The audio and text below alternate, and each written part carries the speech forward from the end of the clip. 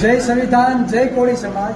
આજ રોજ માં ચામુંડા ધામ ચોટીલા ખાતે કોળી સમાજના દરેક સંગઠનોના આગેવાનો ઉપસ્થિત રહ્યા હતા।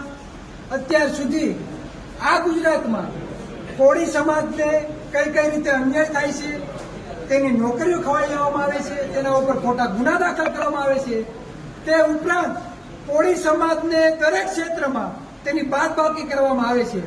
બંધારણ એવું કહે છે કે દરેક સમાજને સમાન હક મળવો જોઈએ, પણ આજે આ ગુજરાતમાં દરેક સમાજને હક મળતો નથી।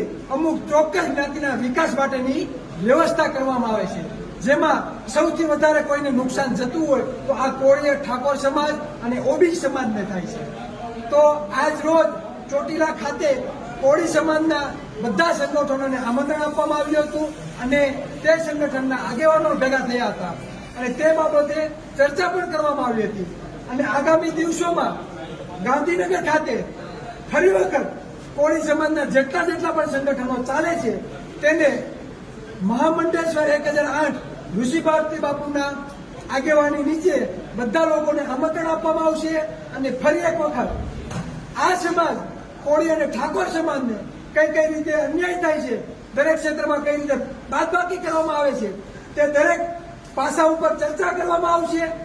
સમાજનું એક ચોક્કસ બંધારણ બનાવવામાં આવશે અને આગળના દિવસોમાં આ સમાજને કઈ રીતે ભાગીદારી મળે અને દરેક સમાજને કઈ રીતે પ્રભુત્વ મળે તે બાબતે સર્વને સાથે રાખી અને ચર્ચા કરી અને આગળ વધવામાં આવશે।